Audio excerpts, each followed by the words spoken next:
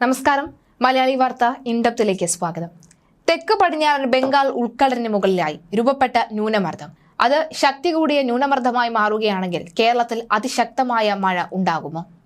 അടുത്ത 24 മണിക്കൂർ വടക്ക് പടിഞ്ഞാറ് ദിശയിൽ മധ്യ പടിഞ്ഞാറൻ ബംഗാൾ ഉൾക്കടലിന് മുകളിലൂടെ സഞ്ചരിക്കുന്ന ന്യൂനമർദ്ദം തുടർന്നുള്ള 24 മണിക്കൂറിൽ വടക്ക് കിഴക്ക് ദിശയിൽ സഞ്ചരിച്ച് ശക്തി കുറയാൻ സാധ്യതയുണ്ടെന്നാണ് കാലാവസ്ഥാ കേന്ദ്രം അറിയിക്കുന്നത്. നിലവിൽ കേരളത്തിന് ഭീഷണിയില്ല എന്നും ന്യൂനമർദ്ദത്തിന്റെ സഞ്ചാരപാത വ്യക്തമായാൽ മാത്രമേ കാലാവസ്ഥയിലെ മാറ്റം കൃത്യമായി പറയാനാവുകയുള്ളൂ എന്നും കാലാവസ്ഥാ വിദഗ്ധർ രാജീവൻ എൽക്കുളം നേരത്തെ അറിയിച്ചിരുന്നു. കേരളത്തിൽ അടുത്ത 5 ദിവസം ഇടിമിന്നലോടുകൂടിയ നേരിയ ഇടത്തരം മഴയ്ക്ക് സാധ്യതയെന്നാണ് കേന്ദ്ര കാലാവസ്ഥാ വകുപ്പിന്റെ അറിയിപ്പ്. ന്യൂനമർദ്ദം രൂപപ്പെടുന്നതിന് മുൻപുള്ള കാറ്റിന്റെ കറക്കമാണ് ചക്രവാത ചുഴിയെന്ന് അറിയപ്പെടുന്നത്. ന്യൂനമർദ്ദവും ഒരർത്ഥത്തിൽ കാറ്റിന്റെ കറക്കം തന്നെയാണ്. കാറ്റിന്റെ ശക്തി കുറഞ്ഞ കറക്കമാണ് ചക്രവാത ചുഴി.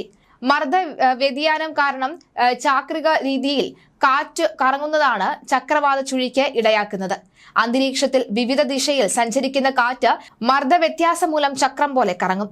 ഘടികാര ദിശയിലും എതിർ ഘടികാര ദിശയിലും ഈ കറക്കം ഉണ്ടാകും. ഭൂമിയുടെ ദക്ഷിണാർദ്ധഗോളത്തിൽ ഇത് ഘടികാര ദിശയിലും ഉത്തരാർദ്ധഗോളത്തിൽ ഇത് എതിർ ഘടികാര ദിശയിലും ആണ് കറങ്ങാറുള്ളത്. ഭൂമിയുടെ കറക്കം കൊണ്ടുണ്ടാകുന്ന കൊറിയോലിസ് ബലമാണ് അർദ്ധഗോളത്തിൽ ഇത്തരത്തിൽ വിപരീത ദിശകളിൽ ചക്രവാത ചുഴിക്ക് ഇടയാക്കുന്നത്. ചക്രവാത ചുഴി ശക്തിപ്പെടാൻ ന്യൂനമർദ്ദമാകും കാരണം. ചക്രവാത ചുഴി ശക്തിപ്പെട്ടാൽ ന്യൂനമർദ്ദമാകും. എന്നാൽ എല്ലാ ചക്രവാത ചുഴിയും ന്യൂനമർദ്ദമാകണമെന്നും ഇല്ല. ചക്രവാത ചുഴി ന്യൂനമർദ്ദമാകുകയും അത് പിന്നീട് ഡിപ്രഷൻ അഥവാ തീവ്ര ന്യൂനമർദ്ദമാകുകയും പിന്നാലെ ഡീപ് ഡിപ്രഷൻ അഥവാ അതീവ്ര ന്യൂനമർദ്ദമാവുകയും ചെയ്താൽ മാത്രമേ ചുഴലിക്കാറ്റിലേക്കുള്ള വഴി തുറക്കുകയുള്ളൂ. മേഖലയിലുള്ള ഈ നാൻഗായി ഭൗമഘടനയിൽ വരും കാലത്ത് ഒരു വമ്പൻ ഭൂചലനം ഉണ്ടാകാനുള്ള സാധ്യതയുണ്ട് എന്ന പഠനം കഴിഞ്ഞ ദിവസമാണ് പുറത്തു വന്നത്. ഇതുകാരണം വമ്പൻ സുനാമി പരമ്പര ഉടലെടുക്കാമെന്നും ജാപ്പനീസ് സർക്കാരിന്റെ മുന്നറിയിപ്പ് കഴിഞ്ഞ ദിവസം വന്നത് നാം എല്ലാവരും ശ്രദ്ധയോടുകൂടിയാണ് കേട്ടത്. 9 തീവ്രത വരെ വരാവുന്ന ഭൂചലനത്തിനുള്ള സാധ്യതയാണ് ജപ്പാൻ മുന്നോട്ട് വെച്ചിരിക്കുന്നത്. 3 ലക്ഷം പേരുടെ മരണം, $1.81 ട്രില്യൺ സാമ്പത്തിക നഷ്ടം, കെട്ടിടങ്ങളുടെ നാശം എന്നിവ ഇതുമൂലം ഉണ്ടാകും. ബംഗാൾ ഉൾക്കടൽ ന്യൂനമർദ്ദം രൂപപ്പെട്ടു, കേരളത്തിൽ ബാധിക്കുമോ എന്നടക്കമുള്ള ചോദ്യങ്ങൾ ഉയരുമ്പോഴാണ് ഈ ജപ്പാനിൽ നിന്ന് വരുന്ന ഈ ഒരു വാർത്ത കൂടി എല്ലാവരും ശ്രദ്ധയോടുകൂടി കേൾക്കുന്നത്. ജപ്പാന്റെ തെക്കുകിഴക്കൻ ദിശയിലുള്ള പസഫിക് തീരത്താണ് ഈ നൻഗായി ട്രഫ്. ജപ്പാന്റെ ക്യാബിനറ്റ് ഓഫീസ് റിപ്പോർട്ട് പ്രകാരം ഇത്തരമൊരു ഭൂചലനവും സുനാമികളും ഒക്കെ സംഭവിക്കാനുള്ള സാധ്യത 80% വരെയാണ് കുറവ്. ഒട്ടേറെ ഭൗമ പ്ലേറ്റുകളുടെ അതിർത്തിയിൽ സ്ഥിതി ചെയ്യുന്ന രാജ്യമാണ് ജപ്പാൻ. 1498 ജപ്പാനിലെ എൻഷുനാഥ കടലിലുണ്ടായ 8.3 തീവ്രതയുള്ള ഭൂചലനത്തെ തുടർന്ന് ഒരു വലിയ സുനാമി ഉടലെടുക്കുകയും 31,201 ആളുകൾ മരിക്കുകയും ചെയ്തിരുന്നു. തുടർന്ന് ഇന്ന് വരെയുള്ള കാലയളവിൽ 1.1 ലക്ഷത്തിലധികം പേരാണ് സുനാമിയിൽ മരിച്ചത്. ജപ്പാനിലെ സുനാമി ചിത്രം വിളിച്ചോതുന്നതാണ് ഈ കണക്ക്. സുനാമി എന്ന പേര് പോലും ഈ പ്രകൃതി ദുരന്തത്തിന് വന്നത് ജപ്പാനിൽ നിന്ന് തന്നെയാണ്. 2011 ഫുക്കുഷിമ ദുരന്തത്തിലും സുനാമിയുടെ സാന്നിധ്യം ഉണ്ടായിരുന്നു. വിവിധ പ്രകൃതി ദുരന്തങ്ങൾ നടമാടുന്ന രാജ്യമാണ് ജപ്പാൻ. തങ്ങളുടെ സാങ്കേതിക വിദ്യയിലുള്ള പാഠവും പരിജ്ഞാനവും ദുരന്തങ്ങളെ ചെറുക്കാനുള്ള മേഖലയിലും ജപ്പാൻ ഉപയോഗിക്കാറുണ്ട്. ഇടയ്ക്കിടെ തങ്ങളെ അലട്ടുന്ന ഭൂചലനങ്ങൾക്ക് പ്രതിരോധം ഒരുക്കാനായി എർത്ത് ക്വേക്ക് എഞ്ചിനീയറിംഗ് എന്നൊരു മേഖല തന്നെ ജപ്പാൻ ഒരുക്കിയിട്ടുണ്ട്. കെട്ടിടങ്ങൾക്കായുള്ള ഷോക്ക് അബ്സോർബറുകൾ, അതുപോലെ സ്ലൈഡിംഗ് വോളുകൾ, ടെഫ്ലോൺ ഫൗണ്ടേഷൻ വോളുകൾ തുടങ്ങി ഒട്ടേറെ സാങ്കേതിക വിദ്യകൾ ഇതിന്റെ ഭാഗമായിട്ടുണ്ട്. എർത്ത് ക്വേക്ക് എഞ്ചിനീയറിംഗ് സുനാമികൾക്ക് തടയിടാനുള്ള സാങ്കേതിക വിദ്യകളും ജപ്പാൻ നടപ്പാക്കിയിരുന്നു.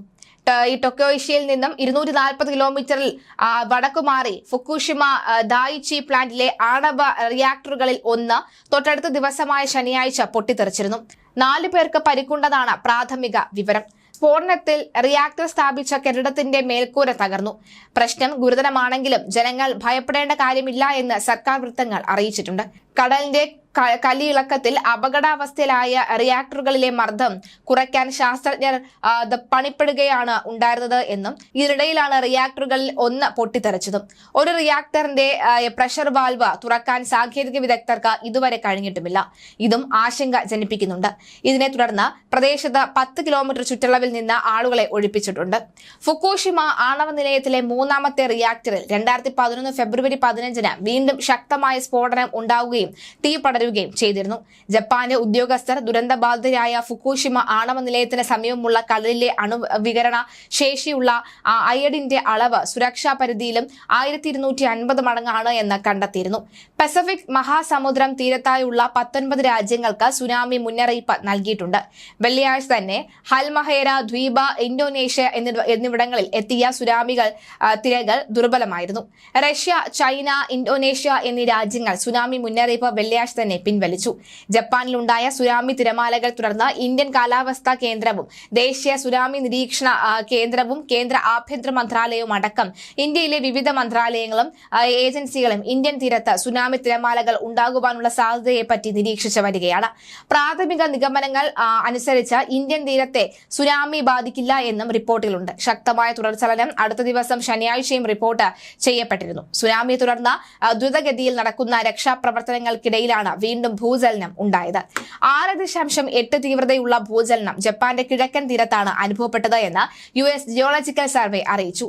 ശക്തമായ ചലനത്തിന് ശേഷം ചെറുതും വലുതുമായ തുടർചലനങ്ങൾ ജപ്പാനിൽ അനുഭവപ്പെട്ടതായാണ് റിപ്പോർട്ട്. 5-നും 6.8-നും ഇടയിൽ തീവ്രതയുള്ള ചലനങ്ങളാണ് ഉണ്ടായിട്ടുള്ളത്. 2013 ജാപ്പനീസ് സർക്കാരിന്റെ ദുരന്ത നിവാരണ സംഘത്തിന്റെ മുന്നറിയിപ്പിൽ നൽകാനായി ട്രിഫിൽ 9.1 തീവ്രത രേഖപ്പെടുത്തിയ ഭൂകമ്പം ഉണ്ടായാൽ മിനിറ്റുകൾക്കുള്ളിൽ 10 മീറ്റർ അതായത് 33 അടി ഉയരത്തിൽ സുനാമിക്ക് കാരണമാകുമെന്ന് പറയുന്നുണ്ട്. ഇത് ജപ്പാന്റെ പസഫിക് തീരത്ത് ആഞ്ഞടിക്കുകയും 3,23,000 വരെ ജീവൻ അപഹരിക്കുകയും 2 ദശലക്ഷത്തിലധികം കെട്ടിടങ്ങളുടെ നാശത്തിനും 220 ട്രില്യൺ യെൻ വരെ നഷ്ടത്തിനും കാരണമായേക്കുമെന്നും മുന്നറിയിപ്പിലുണ്ട്. ഏകദേശം 900 കിലോമീറ്റർ നീളമുള്ള ഒരു അണ്ടർ വാട്ടർ സബ് കണക്ഷൻ സോണാൽ നാൻകായി ട്രഫ് ആണ്. ഇതിന് താഴെ യുറേഷ്യൻ ഫലകം ഫിലിപ്പൈൻ കടൽ ഫലകവുമായി കൂട്ടിയിടിച്ചിട്ടുമുണ്ട്. ഈ കൂട്ടിയിടി ഫിലിപ്പൈൻ കടൽ ഫലകത്തെ യുറേഷ്യൻ പ്ലേറ്റിനടിയിലേക്കും ഭൂമിയുടെ ആവരണത്തിലേക്കും തള്ളിവിടുന്നു. സബ്സെക്ഷൻ സോണിനുള്ള ഫോർട്ടുകളിൽ സമ്മർദ്ദം വർദ്ധിക്കുന്നുമുണ്ട്. ലോക്ക് ചെയ്ത ഫോൾട്ട് തെന്നിമാറുമ്പോഴാണ് വിനാശകരമായ മെഗാഭൂചലനം സംഭവിക്കുന്നത്. സാധാരണയായി ജോഡികളായാണ് ഈ നാൻകായി ട്രഫിലെ ഭൂചലനങ്ങൾ സംഭവിക്കാറുള്ളത്. ആദ്യ ഭൂചലനം ഉണ്ടായാൽ രണ്ടാമത്തേത് 2 വർഷത്തിനുള്ളിൽ സംഭവിക്കുന്നു. രണ്ടാമത്തെ ഭൂചലന സാധ്യത 100 മുതൽ 3600 മടങ്ങ് വരെ വർദ്ധിക്കുമെന്നാണ് പഠനങ്ങൾ.